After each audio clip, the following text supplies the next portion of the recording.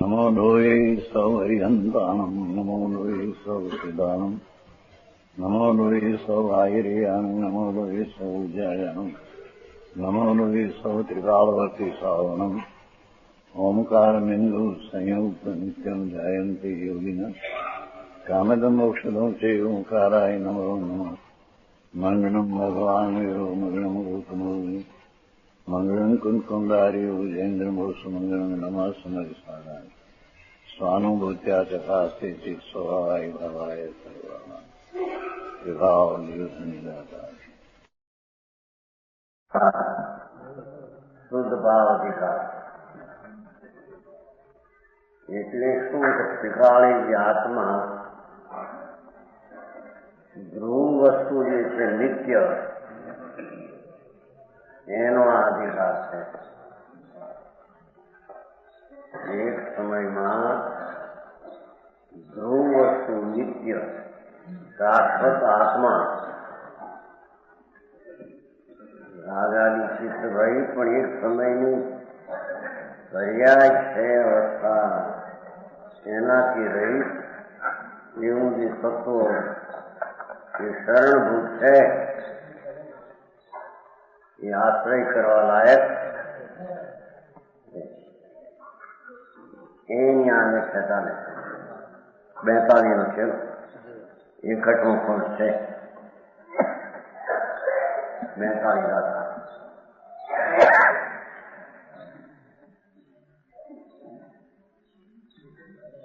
इत्थं मुग्धोपदेशं जननमृतिहरं यं जरानाश्रयेतु भक्ति प्रहारमरेन्द्रमृग मुगतपन् रत्नमार्चितं वीरातीर्थमी तीर्थाधिनाथा नुरीत्मगं कुलध्वंसविधं सदक्षम् एते संतो भवाब्धि पर तटमयी यान्ति सत्शील पोता. આ ઉપદેશ કોણે કર્યો એની વ્યાખ્યા કરે છે. આવું સ્વરૂપનું વર્ણન ભગવાન મહાવીર પરમાત્માએ કરેલું એમ સિદ્ધ કરે છે. જેવા છે ભગવાન મહાવીર ભક્તિથી નમેલા દેવેન્દ્રો દેવના ઇન્દ્રો પણ જેને ભક્તિથી નમે તેમ છે. કોઈની શરમથી કોઈના દબાણથી ગીત આચારથી એમ નહીં એમ છે. ઇન્દ્રો જે મોટા સકરેન્દ્ર આનંદરાજ ભક્તિથી નમેલા ભગવાન મહાવીર પરમાત્મા એનો કહેલો ઉદ્દેશી કેવા છે કે એને ઇન્દ્રો ભક્તિથી નમે એમ છે.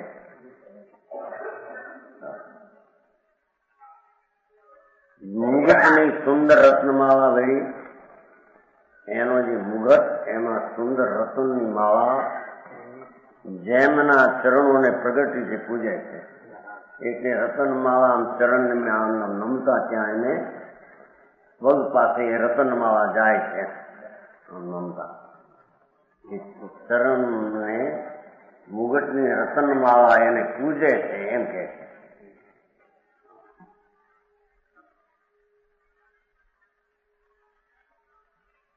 પ્રગટ રીતે પૂજે છે એવા મહાવીર તીર્થાધિનાથ દ્વારા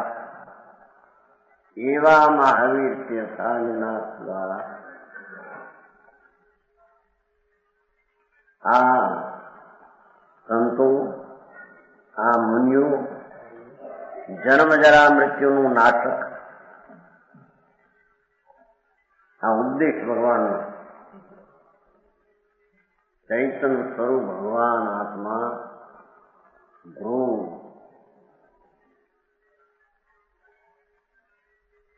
શરણભૂત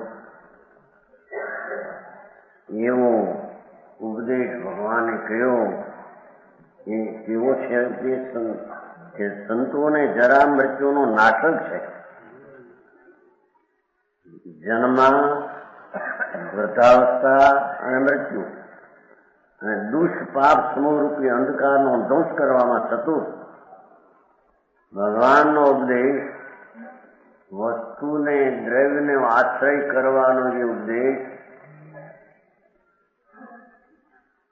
ભગવાન આત્મા ધ્રુવ શુદ્ધ ભાવ એનો આશ્રય કરવાનો ભગવાનનો જે ઉપદેશ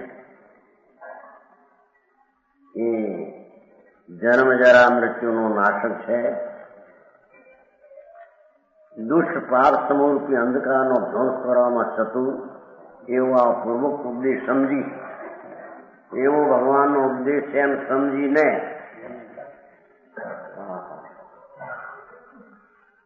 ભગવાનના ઉપદેશમાં તો જેનાથી જન્મ મરણનો નાશ થાય અને પુલપાપ રૂપી અંધકારનો ધ્વંસ થઈ જાય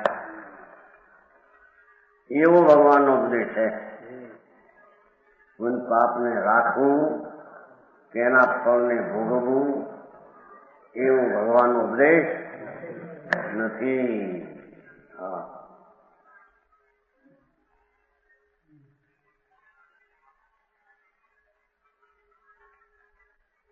એવો ઉપદેશ સમજીને ભગવાનનો ઉપદેશ જ આવો છે કે છે. તીર્થંકરોનો આમાં છેલ્લામાં ભગવાન મહાવીરનું શાસન ચાલે છે. તેથી ભગવાનને સ્મરીને પરમાત્મા ત્રણલોકના નાથ તીર્થંકરદેવ, જેને ઇન્દ્રોના મુગટ રતનમાળાથી જેનો ચરણ પૂજાય એવા ભગવાનનો કહેલો ઉપદેશ સમજીને સત્શીલરૂપી નૌકા વળી અંતરનું સ્વરૂપનું ભાન કરી અને સત્શીલરૂપી નૌકા સ્વરૂપની રમણતારૂપી નાવડી સમજણ અને સત્શીલરૂપી નાવડી અંતર ભગવાન આત્મા અતિન્દ્રિય સ્વરૂપ એનું જ્ઞાન અને એમાં સત્શીલરૂપી નૌકા સ્વરૂપની સત્શીલ ભગવાન શુદ્ધ ચૈતન્ય એનો સ્થિર સ્વભાવ સ્થિર થવું અંદર એ ભાઈ ભવાબ્દીના સામા કિનારે ધર્માત્મા ભગવાનનો આવો જે ઉપદેશ કર્યો. વસ્તુ આત્મા સચિદાનંદ પ્રભુ એનો આશ્રય લે એવો ઉપદેશ સમજીને અંતરમાં સત્શીલ રૂપી સ્વરૂપમાં રમણતા રૂપી સ્વભાવનો આશ્રય કરીને સ્વભાવને પ્રગટ કરીને ભવાબ્દી ભવરૂપી સમુદ્ર 84 અવતારરૂપી ભવાબ્દી એના સામા કિનારે એટલે એનો અંત લાવે છે. સામા કિનારે પહોંચી જાય એટલે મોક્ષની દશાને પામે, સંસારનો અંત આવી જાય અને મોક્ષની પ્રાપ્તિ થાય.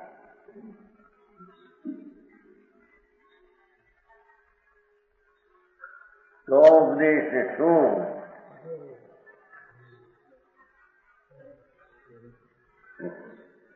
બેતાળીનું કઈ ગયું આ નથી આ નથી કહ્યું. ચૌદય ભવ સંભવ જાય જરા મરે સુખાકાર એકલો ભગવાન નિત્ય ધ્રુવ ભાગ અંતર ભાગ ધ્રુવ ભાગ આત્માનો એનું શરણ લેવું એ ભગવાનનો ઉપદેશ છે. ત્રિલોકનાથ પરમાત્મા વાત ઓછી છે છતાં આ વ્યવહાર વિકલ્પથી આ થાય, વ્યવહારથી નિશ્ચય થાય, નિશ્ચયથી મુક્તિ થાય.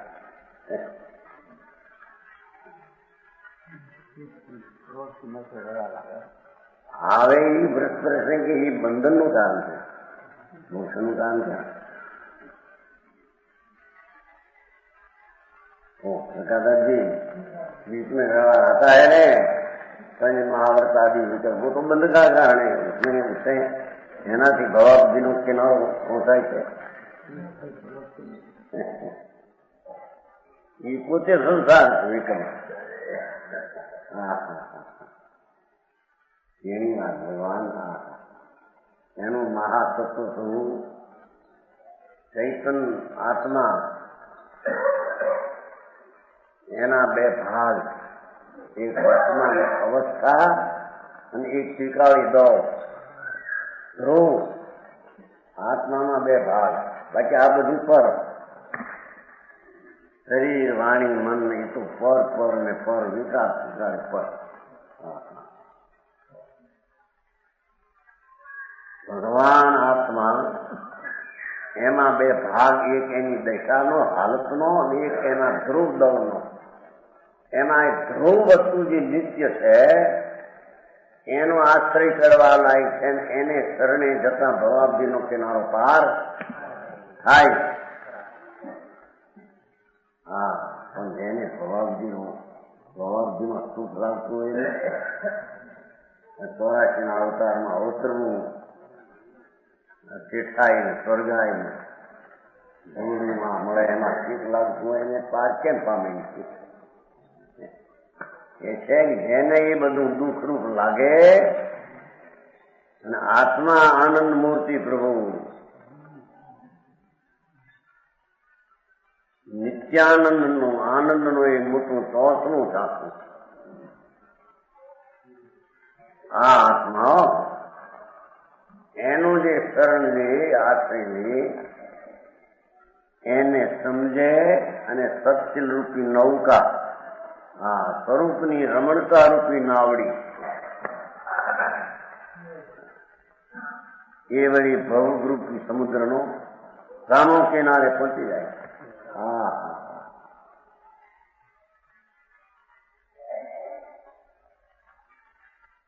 સંસારનો અંત, પરિભ્રમણનો ભગવાન આત્મા નિત્યાનંદ પ્રભુ એને શરણે ભવાબ્દીનો અંત આવે છે. બીજો કોઈ શર છે નહીં. તો સમજાવું કાંઈ 42 થઈ 43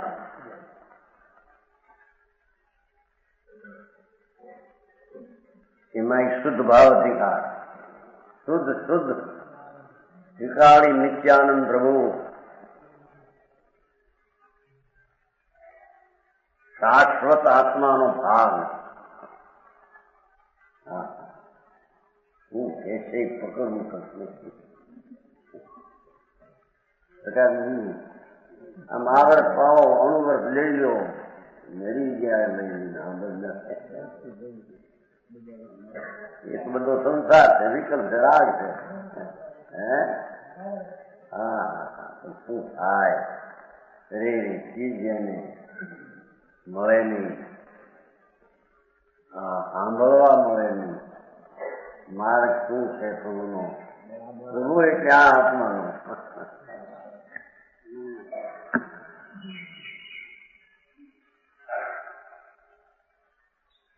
સામે આવીને એને સમજાય નહીં, સમજાય વિના એમાં આગળ ઉતરે નહીં, ઉતર્યા વિના એમાં ઠરે નહીં, ઠર્યા વિના મુક્તિ થાય નહીં.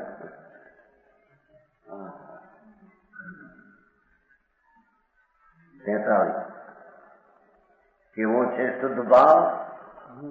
ધ્રુવ ભગવાન આ આત્મા ધ્રુવ ભાવ, સામાન્ય સ્વભાવ, નિત્ય ભાવ. હા, નિદંડો નિગંધો નિમમ્મો નિકલ્લો નિરાલો નિરાગો નિરોસો નિમુંડો નિભયો અપ્પા. જો અહીં આત્મા છે, તેને જીવ કયો હતો, ભાઈ અહીં આત્મા કયો. એનો એ છે, જીવ ને આત્મા એક જ છે. નીચે એનું હરિત निर्दंड में निर्धन निर्मम शरीर निराज से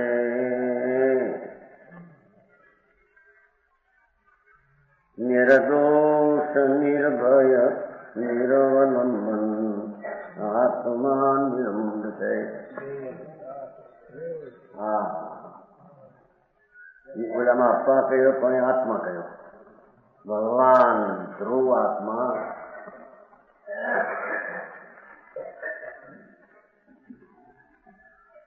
એ છે એને દંડ નથી, દંડ છે ને એ છે દંડ રહિત જે મન વચન કાયાશ્રિત પ્રવર્તનથી આત્મા દંડાય છે તે પ્રવર્તનને દંડ કહેવામાં આવે છે. મન વચન ને કાયાશ્રિત શુભાશુભ ભાવથી આત્મા દંડાય છે.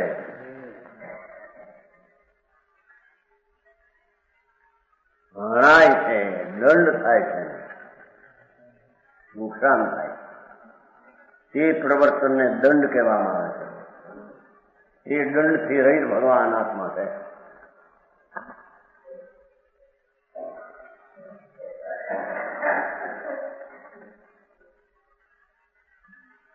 આ ગાથામાં ખરેખર શુદ્ધ આત્માને માટે શુદ્ધ ભાવ કયો છે ને એ જ શુદ્ધ આત્મા એટલે ત્રિકાળી ન્યાય ભાવ નિજ પદ શુદ્ધ ધ્રુવપદ નિજ પોતાનું એને સમસ્ત વિભાવનો અભાવ છે. એને બધા વિભાવનો અભાવ છે એમ કહ્યું છે.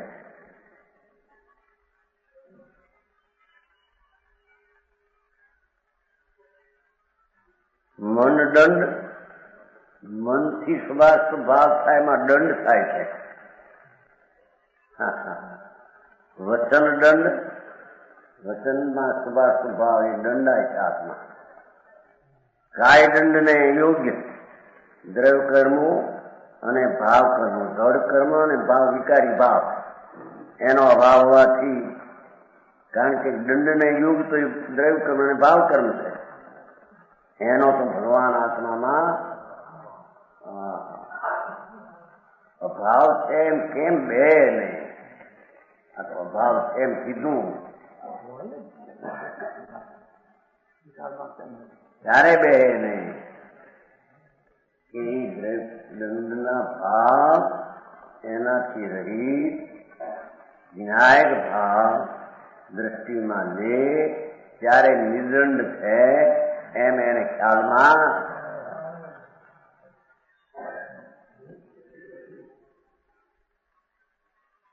સમજામ કાંઈ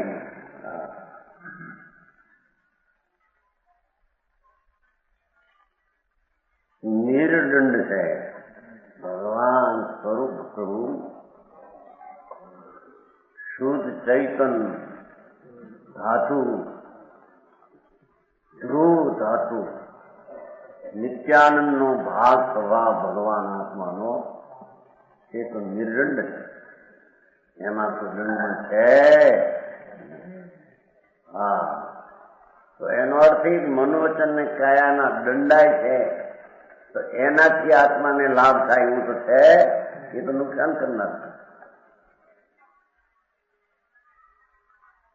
છે એમાં નથી. અધિકાર પણ શુદ્ધ ભાવ અધિકાર છે ને એ શુદ્ધ ભાવનો અધિકાર એ એના ભાવમાં આવા ભાવનો અધિકાર છે જ નહીં. જ્યાં એને દ્રષ્ટિ મૂકવા જેવી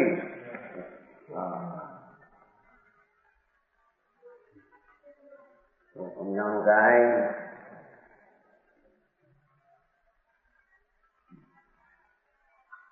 આત્મા નિર્દંડ છે. ભગવાન આત્મા વસ્તુ તરીકે સ્વભાવનું પૂર એટલું તેજનું નૂર, સુખનો સાગર એવો જે ભગવાન આત્મા, એમાં દંડ છે જ નહીં. દંડ રહિત જ વસ્તુ છે. રહિત છે તો એનો આશ્રય કરી રહિત થઈ જાય. સમજાણું? કાંઈ મન વચન ને કાયનો આશ્રય કરે તે તો દંડ છે.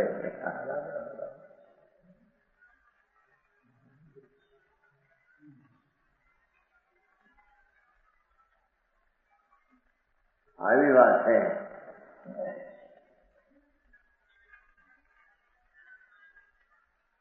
નિર્દ્વંદ ભગવાન આત્મા,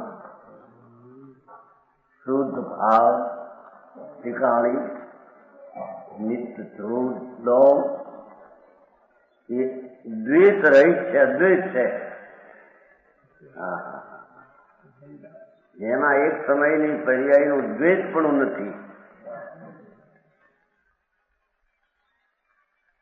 રાજપુણ્ય તો નથી, સંસારપુણ્ય તો નથી. પ્રભુ અંતરાત્મા ધ્રુવ, એમાં ખરેખર પરમ પદાર્થ સિવાયના પોતે પરમ પદાર્થ પ્રભુ છે. ભગવાન આત્મા પરમ પદાર્થ, એ સિવાયના સમસ્ત પદાર્થોનો આત્મામાં અભાવ હોવાથી સમસ્ત પદાર્થનું આ ચાર ઉદય, સૂક્ષ્મ સૂક્ષ્માદિ જે પર્યાય પદાર્થ છે એનો પણ એમાં અભાવ છે.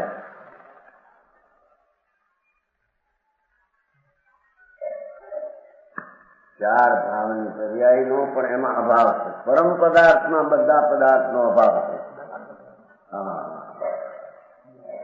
વાત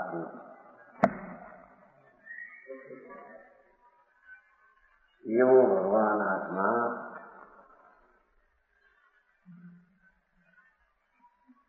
પરમ પદાર્થ પોતાનું નિજ પદ, ધ્રુવ પદ,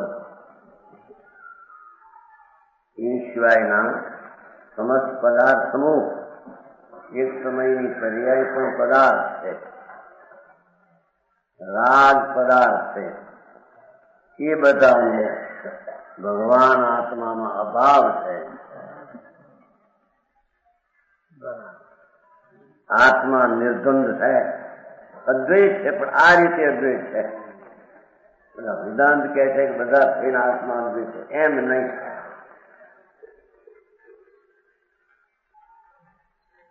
વેદાંત કહેતા ને એક है सर्वव्यापक, एको हम ब्रह्म द्वितीयो नास्ति, एगो हम बहुशानी, एक खाऊं તે ઘણું ખાઉં છું,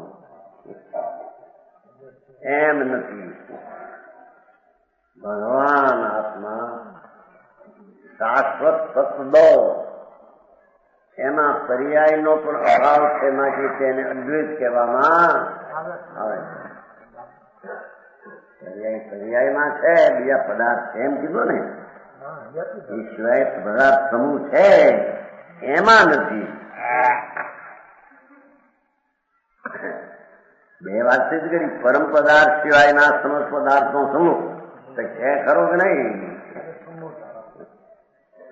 હા, ભાઈ ધર્મનું આવું બધું અત્યારે માણસને તો એવું તો વ્રત પાવતા હોય, કક્ષા કરતા રહેવાનું, પૂજે કે કઈ કરી નથી. આમાં હું કે મોં નહીં, માથું નહીં. હે અફવા કરવા, જેલોથી નોખાવી, ઉપદેશ લેવો દુનિયાને, દુનિયાનું ઉપદેશ દેનારને પણ લાભ થાય, જોડે જાય નહીં લાભ. ઉપદેશ તો વાની જડ છે.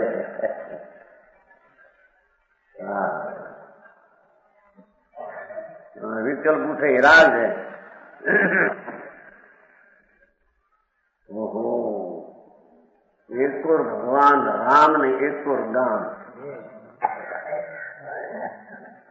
એક સમયમાં આત્મા રામ, ધ્રુવ નિત્યાનંદ પ્રભુ, જેમાં પાપ સંસાર શરીર વાણી કુટુંબ દેશ ચીજ પાંચ પરમેશ્વરી કે એ બધા પદાર્થો છે. એક સમયની પર્યાય પણ પદાર્થ છે ને. 9 તત્વો 9 પદાર્થ કયા છે ને. સંબર નિદ્રા મોક્ષ પણ પદાર્થ છે કે નહીં? આશ્રવ પાપ એ પદાર્થ છે.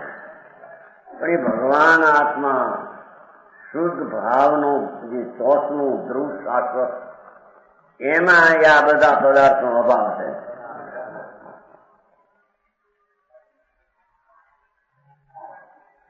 માટે તેને નિર્દ્વંદ એટલે દ્વંદના બીજી ચીજ એમાં નથી. પર્યાય રૂપી દ્વંદ પણ જેમાં નથી. એવું એ અદ્વૈત તત્વ ભગવાન આત્મા છે.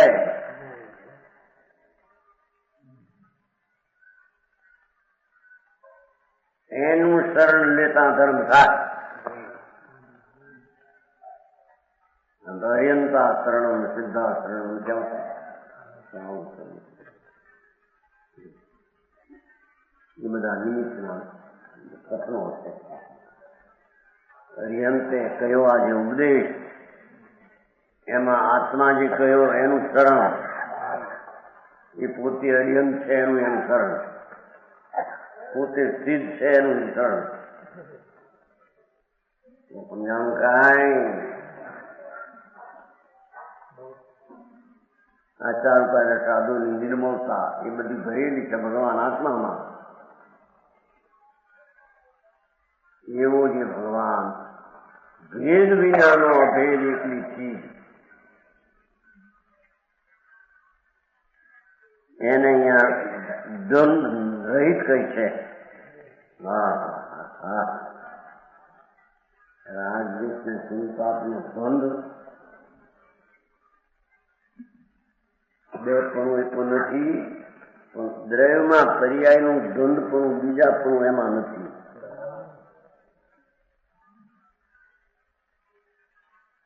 એવો ભગવાન આત્મા અંતર શરણ બહુ છે. ત્યાં આશ્રય કરવા લાયક છે, ત્યાં દ્રષ્ટિ મૂકવા લાયક બસ.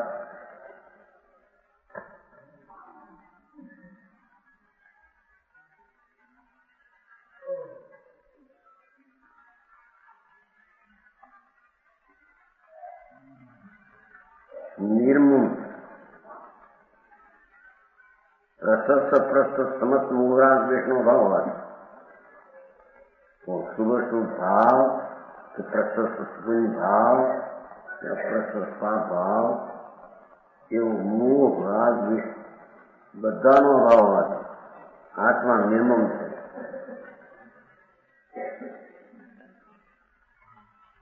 પ્રશસ્ત પ્રશસ્ત ભાવોનો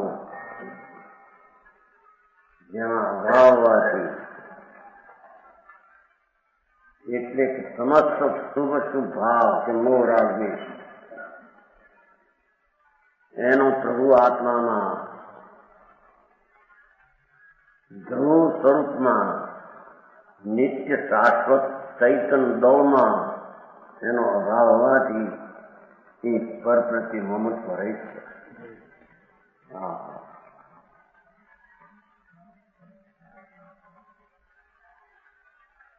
એવો શુદ્ધ ભાવ છે. શુદ્ધ ભાવ તો કહે ધ્રુવ ભાવ પ્રભુ. મંદિર કરવું હોય, પૂજા કરવી હોય, 8 પ્રકારની પૂજા કરવી, અમારી 32 દોષ ચાલીને કરવી,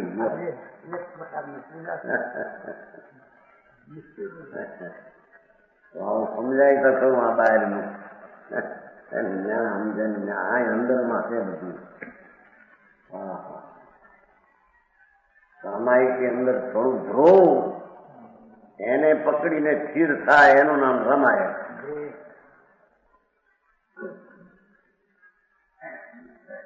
એવો ભગવાન નિર્ધંદ નિર્મમ નિર્દંડ નિર્ધંદ નિર્મમ.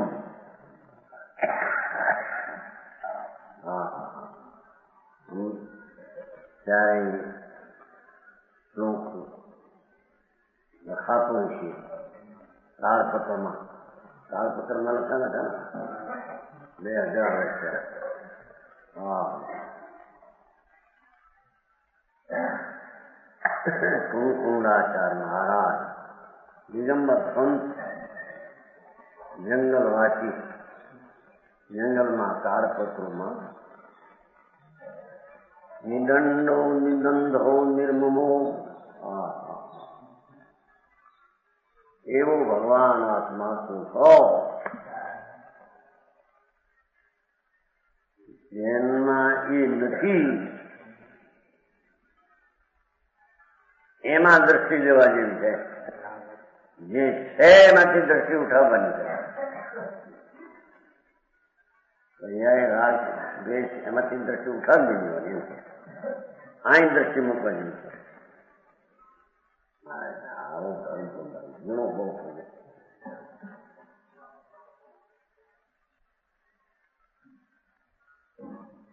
ભાઈ છોકરા છોડી દો, સંસાર છોડી દો, તમે વખત જાઓ મુંડી આવો ભાઈ તો સમજાય કરવા હોય મુંડી આવો. અહીં તો કે છે કે દ્રવ્ય મુંડાયેલું છે, દ્રવ્યમાં કઈ છે એનો શરણ લે તો ધર્મ થાય. અહીં તો એ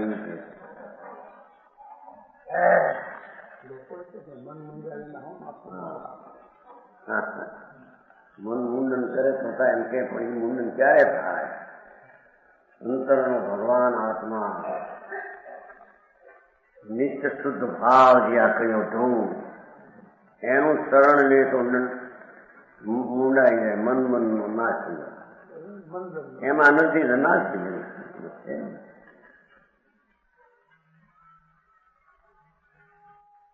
અવિનાશી ને આશ્રય નાશવાન વસ્તુનો નાશ થાય.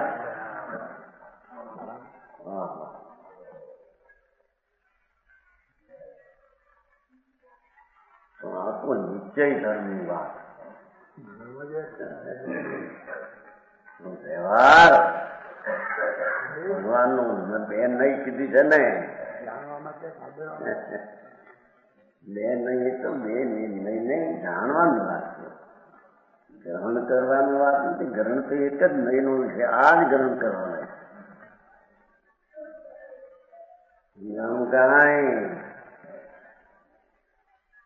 લાગે આગે પણ કેટલા કે 100 વાળે કહીએ, પણ આ ક્યાં 100 પુસ્તક 100?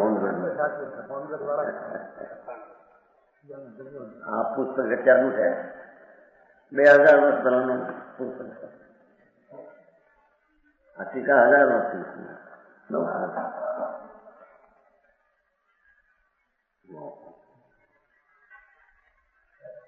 અરે એમાં નથી એવું નજર તો કરે. જેમાં એકલો ભગવાન ધ્રુવ છે અને આ બધું એમાં નથી. અસ્થિ આ એમાં નાસ્તી. અનેકાંત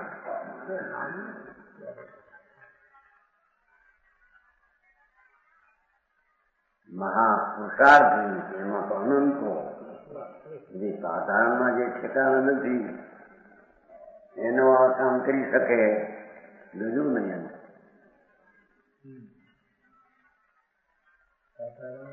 સાધારણમાં સાધારણ ભૂખા બોલવા કોઈ હાથાના ઠેકાણા નહીં, નીતિના ઠેકાણા નહીં. એવાઓને આ કોપી કરવા જાય પણ થાય નહીં એમાંથી. એવી વાત છે. 1000 પહેલાની વાત છે.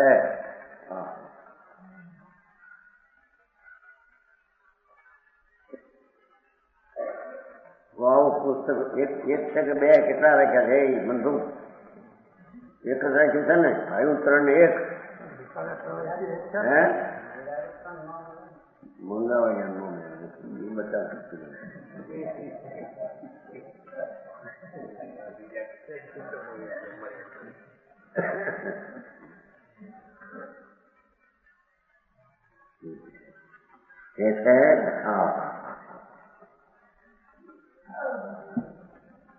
ભાગવત શાસ્ત્ર તેને પાછળ કહ્યું ભગવાન આત્માની કથા કરનારું આ છે ભાગવત શાસ્ત્ર. સપ્તાહ નથી બેસતા ભાગવત. હા, અહીં તો સદાય ભાગવત શાસ્ત્રની સપ્તાહ છે. હા,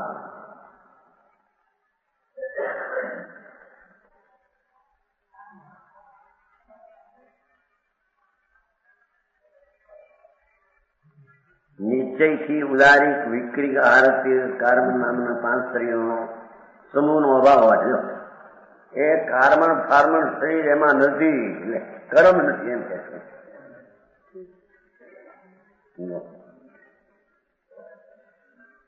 ઉદારીક શરીર, હા, વિક્રી શરીર દેવોનું માંથી નાખ્યું, હાર શરીર મનુને હોય, તજ શરીર ગરીબ.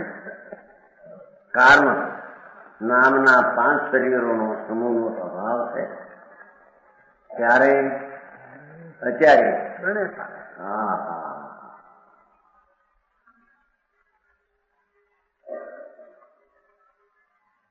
જેના જ્ઞાન શરીરમાં 5 શરીરનો અભાવ છે.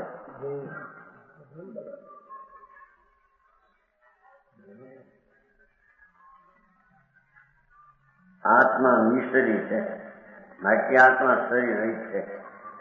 પણ આ શરીર સહિત છે ને, પણ કોણ કે છે? આ બંને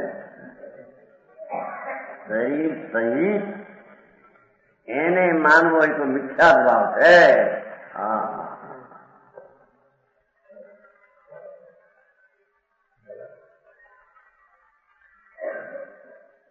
5 શરીર જ જેમાં નથી ભગવાન આત્મામાં. કાર્મણની એકસો 48 પ્રકૃતિ કોઠામાં છે ને એના પેટમાં, એ બધાનો ભગવાન આત્મામાં ભાવ છે.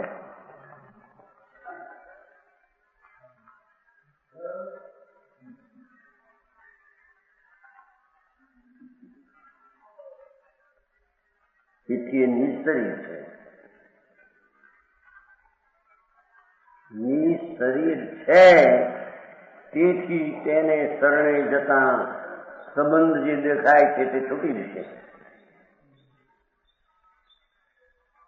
સંબંધ રહિત થઈ જશે. સંબંધ રહિત છે એમ જે જાણશે તે પરિણતિ દ્વારા નિમિત્તનો નિમિત્ત સંબંધ છે એ છૂટી જશે. હા, એ વાત હું કર્મમાં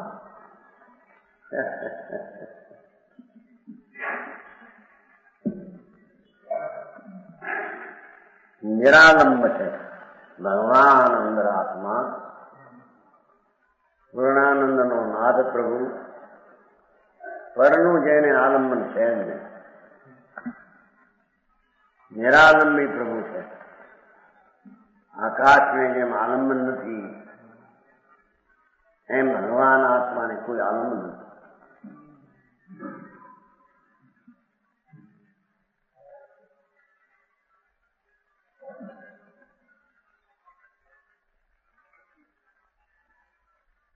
નિશ્ચયથી પરમાત્માને, જો અહીં પરમાત્મા શબ્દ મૂક્યો, નિશ્ચયથી પરમાત્મા એટલે આ આત્મા એમ. પરમ આત્મા એટલે પરમ સ્વભાવ શુદ્ધ ભાવ, જેને માટે શુદ્ધ ભાવ કયો છે એને અહીં પરમાત્મા કયો. ત્રિકાળી ધ્રુવ સ્વભાવ, નિત્ય સ્વભાવ, અવિનાશી એ છે અનાદિનું છે, અનંતકાળ એમને છે. એવો જે શાશ્વત ચૈતન ભાવ, એવો જે પરમાત્મા, એવો જે શુદ્ધ ભાવ, એને પરદ્રવ્યનું અવલંબન નહીં હોવાથી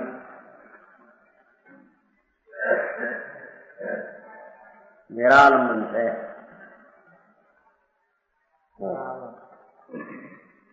આલંબનની મોટી ચર્ચા અને સ્થાન કર્યા છે. મંદિર ત્યાં પ્રતિમાનું આલંબન જોઈએ. અને પછી નહીં આ કે હોય બે સમજાય બીજાનો છે. તો શુભ ભાવ હોય ત્યારે સામે છે પણ એ શુભ ભાવની બે ચીજનો તો સ્વરૂપમાં અભાવ થાય. હા, जिन प्रतिमा ने जिन आयन भगन को आधार पंचम कावना लो आई कहते कहीं आलम्बन थे नहीं आत्मा है चेतन जी आत्मा मारो थे ने भगवान हो तारे तो भगवान हो तारे मूर्ति ने आयम आत्मा के दिया અહીં તો કે ત્રણેય કાળે આત્માને કોઈનું આલમન છે જ નહીં.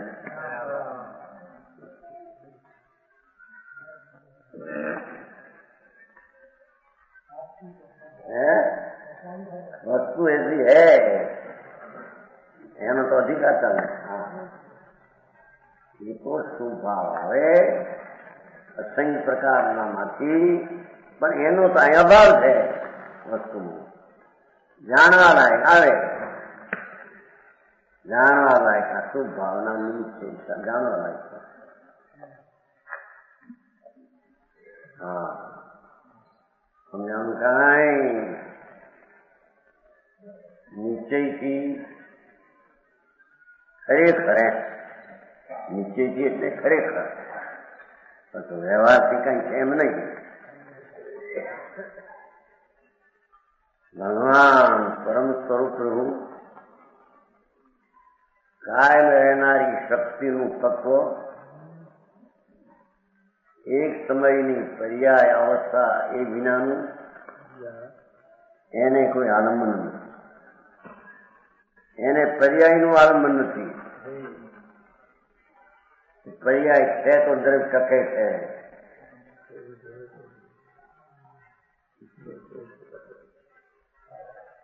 તો ભગવાનની મૂર્તિ બધું હોય તો આત્માને આલંબન હોય તો લાભ થાય.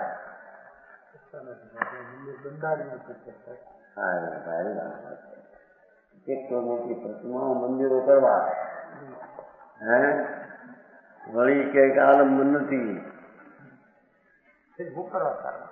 કોણ કરે છે? એટલે એને ખાલી જ્યાં થાય છે.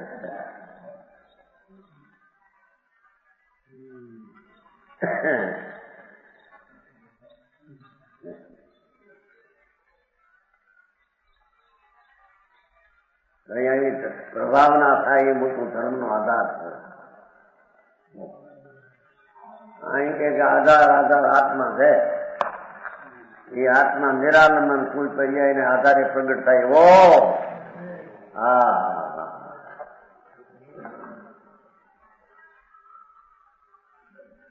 એના નાણા આવેલા નથી. એની જાતમાં શું છે?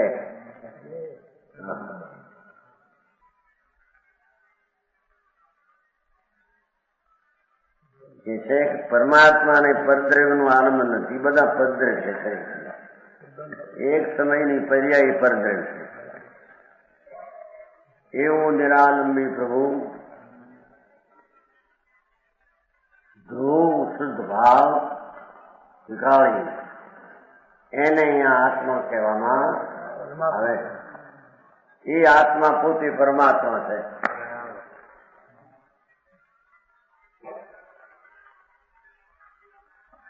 થોડું થોડું વાંચવાનું રાખ્યું છે કે નહીં? એટલું મનસુખ વાંચે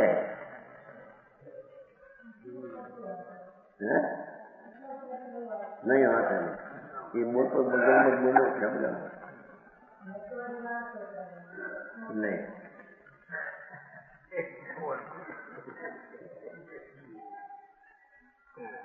પોપડા તો વાંચે છે ને એટલી ઉઘરાણી ક્યાં પાપના.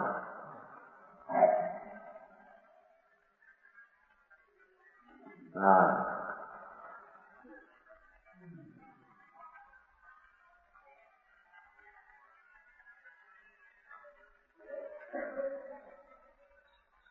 નિરાક્ષર આત્મા. આત્માનો રાગ એટલે મિથ્યા વિપરીત માન્યતા એ આત્મામાં નથી. હા, પર્યાયમાં, પર્યાય વસ્તુમાં નથી. હા,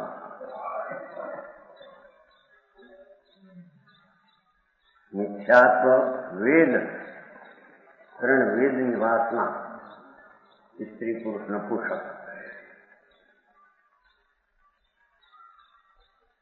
એ વેદનો જેમાં અભાવ છે. ભગવાન આત્મા નિત્યાનંદ પ્રભુ એમાં વેદનો અભાવ છે.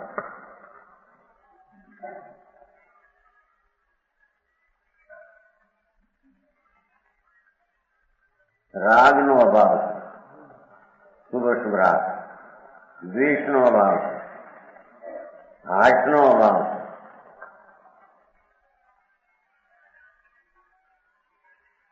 કુતૂહળતા જેમાં નથી.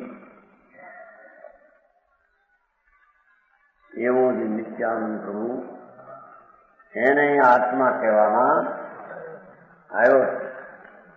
એ આત્મા પોતાની પર્યાયને શરણભૂ છે.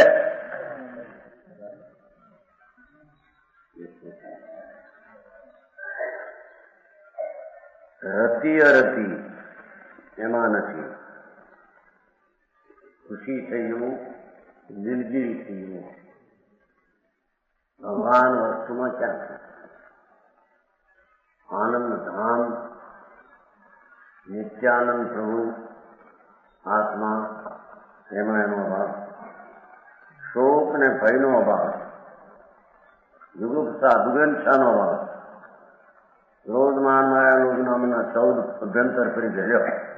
અભ્યંતર પરિગ્રહ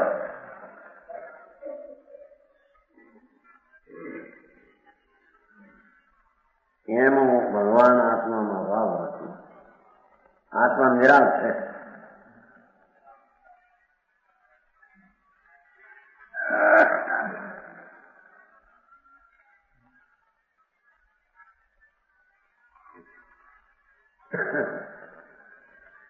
ન્યાય સહજાત્મ સ્વરૂપ,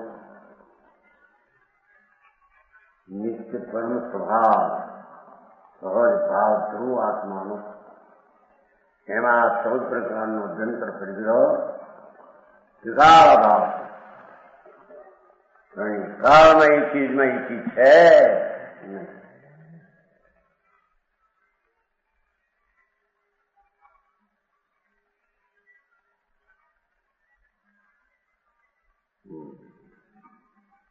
નિર્દોષ છે.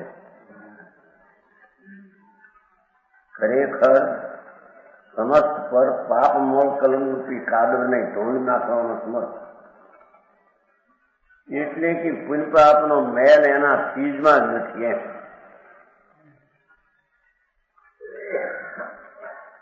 એટલે કે ચીજની આશ્રય લે તો એને પુણ્ય પાપ ધોવાઈ જ જાય. એથી પુણ્ય પાપ રહિત આત્મા છે.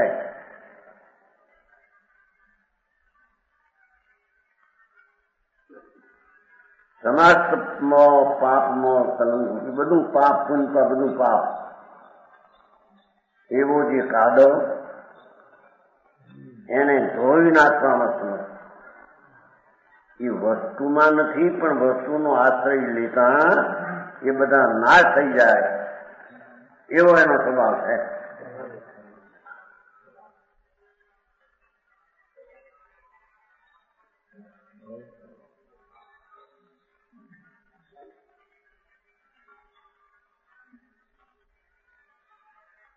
સહજ પરમ વિતરાગ સુખ સમુદ્રમાં ડૂબેલી પ્રગટ સહજ અવસ્થાનું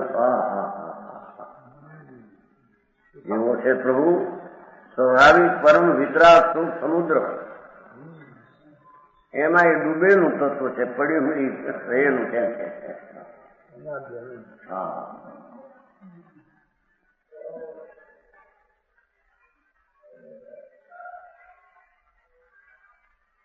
સ્વાભાવિક પરમ વિતરાગ સુખ સમુદ્ર. દુનિયા માને છે ને સુખ છે ધૂળમાં, વિષયમાં, ભોગમાં, આબુમાં. હોળી છે અંગારા, એને ક્યાં સુખ હતો? એકાય અગ્નિ બળે છે ત્યાં.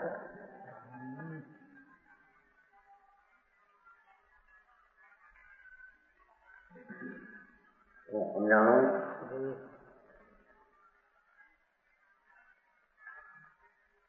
સ્વાભાવિક પરમ વિતરાગ સુખ સમુદ્રમાં મગ્ન છે વસ્તુ એમ કે સુખ સમુદ્રમાં તો મગ્ન જ આત્મા છે ત્રિકાળની આત્મા અતેન્દ્રિય આનંદમાં લીન છે પ્રભુ આત્મા.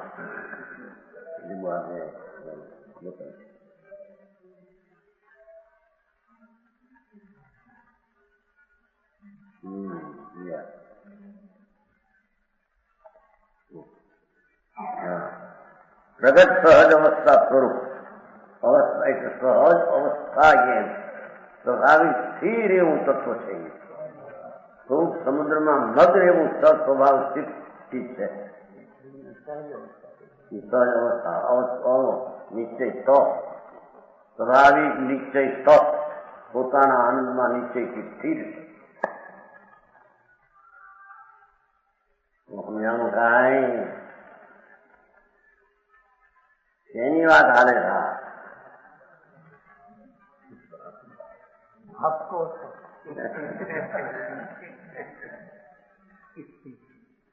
એની વાત હાલે હા જો આત્મા હે ભગવાન નો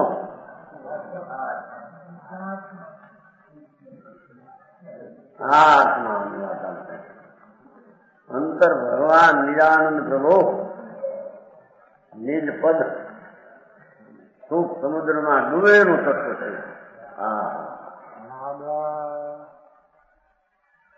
સહજ અવસ્થા સ્વાભાવિક નિશ્ચય સ્થ રહેલું છે. એને કોઈનો આશ્રય નથી, કોઈથી ઉત્પન્ન થયું નથી, કોઈને આધારે છે નહીં. એકલો આનંદમાં મગ્ન સ્વરૂપ છે ભગવાન આત્મા. અતિન્દ્રિય આનંદમાં મગ્ન.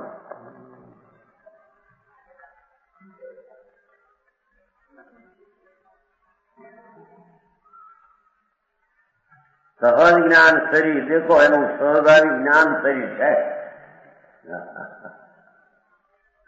ભગવાન આત્માનું તો સ્વાભાવિક જ્ઞાન શરીર જાણવું આનંદ વાળું આનંદ જ્ઞાન બે જેવું છે ને વધારે એટલે આનંદ ને જ્ઞાન જેનું શરીર છે. નિત્ય વસ્તુ ધ્રુવ આત્મા શાશ્વત આદિ અંત વિનાની ચીજ છે. એવો જે આત્મા એમાં સુખ સમુદ્રમાં ડૂબેલું છે અને સહજ જ્ઞાન જેનું શરીર છે. સ્વાભાવિક જ્ઞાન ધ્રુવ પર્યાયની વાત છે.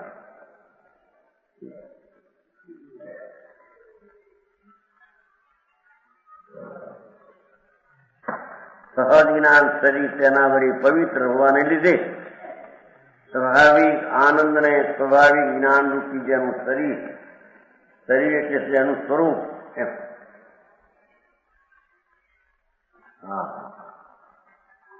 એવા આત્માના ગાણા સાંભળ્યા નહીં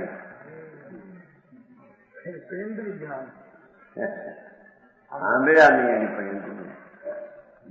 પણ સાંભળ્યા નથી. એને સાંભળ્યા હોય યથાર્થ 15માં જયા વિના રહે નહીં.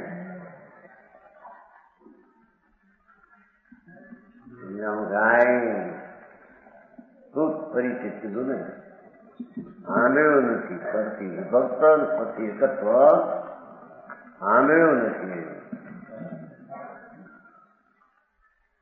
આવો ભગવાન શાંતિ લો સુખનું પૂર ચૈતનનું નૂરનું શરીર ચૈતનના નૂરનું શરીર છે એનું. શરીર એટલે એનું સ્વરૂપ એમ જ્ઞાન શરીર જેને છે. આ ધૂળ શરીર નથી, રાગ શરીર નથી એનામાં.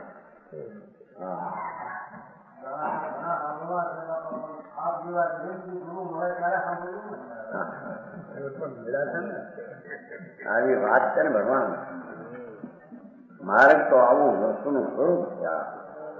આ કઈ અનાદિનું છે એ કઈ માણસને મળે નહીં, સાંભળવા મળે નહીં, એને સમજે કે દી અને અંતરમાં ઉતરે કે દી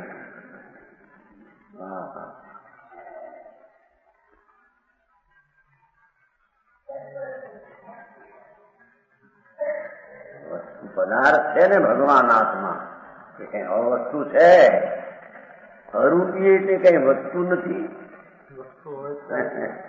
અરૂપી વસ્તુ છે, જેમાં રૂપી વસ્તુ છે એમાં અરૂપી વસ્તુ છે. એ વસ્તુમાં અનંત ગુણો, સુખ અને જ્ઞાન આદિ ભરેલા છે. એમાં એકાકાર નિન અભેદ છે એમ કે છે. હા, એવા સ્વાભાવિક આનંદ અને સ્વાભાવિક જ્ઞાન શરીર વળી પ્રભુ તો ત્રિકાળ પવિત્ર છે, એને નિર્દોષ કહેવામાં. એ નિર્દોષ ભગવાન ઉપર નજર કરે.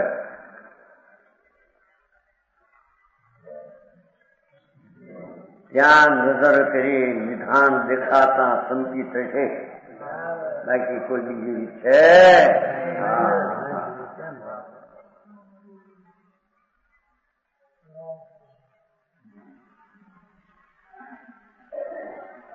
હા, કઈક અનુભવ લઈ લો મહારાજ ને પછી આંદોલન કરો. એ અનુભવ મહારાજ એમ કે પછી ઉપદેશ કરો. એમ લોકોને એમ લાગે કે કેટલા ફળે છે. હા હા હા, તુલસી નથી કહેતા અનુવ્રત શું કહેવાય, આંદોલન. એમણે ભારે આમ કહ્યું કે ભીક્ષુ સારી આંદોલન રહેતા અનુવ્રત મહાવ્રત હજી સંસ્કૃતિને હોય નહીં, અને સંકેત કોને કેવું એની ખબર ન હોય. એ આવું છે.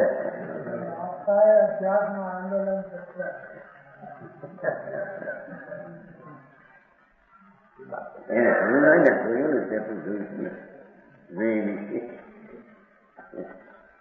હા, તો કુદરતે જ્યાં થાય છે ત્યાં કોણ કરવા જાય છે.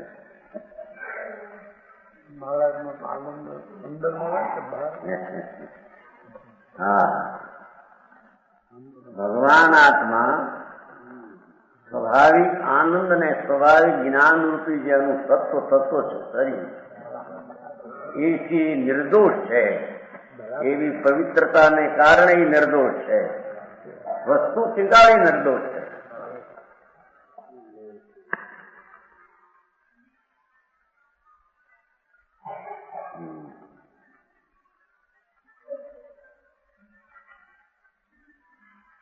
નિર્દોષ નિમંડો. હા, જો એવો છે ભગવાન.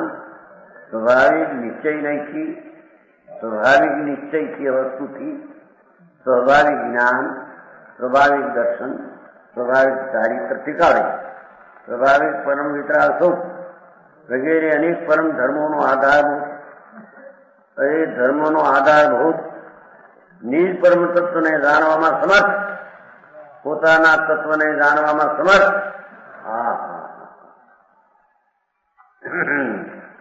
પોતે પોતાનું આવું જે તત્વ તેને જાણવામાં સમર્થ હોવાથી આત્મનિર્મૂળ છે.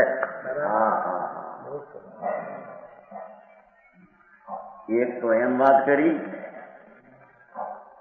કે સ્વાભાવિક જ્ઞાન, સ્વાભાવિક દર્શન, સ્વાભાવિક ચારિત્ર, સ્વાભાવિક પરમ વિતરા સુખ અનેક ધર્મો હોય તો સિદ્ધ કર્યા.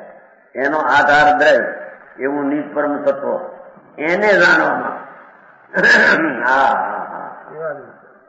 એને જાણવામાં સમર્થ છે. એટલે એનો અર્થ થયો કે એની જે દ્રષ્ટિ કરે પોતાના જ્ઞાનથી જણાય એવું એનું સ્વરૂપ છે. સમજાણું કાંઈ? નિર્મુંડ છે એ તો પોતે પોતાને ત્રિકાળ જાણે એવું જ એનું સ્વરૂપ છે.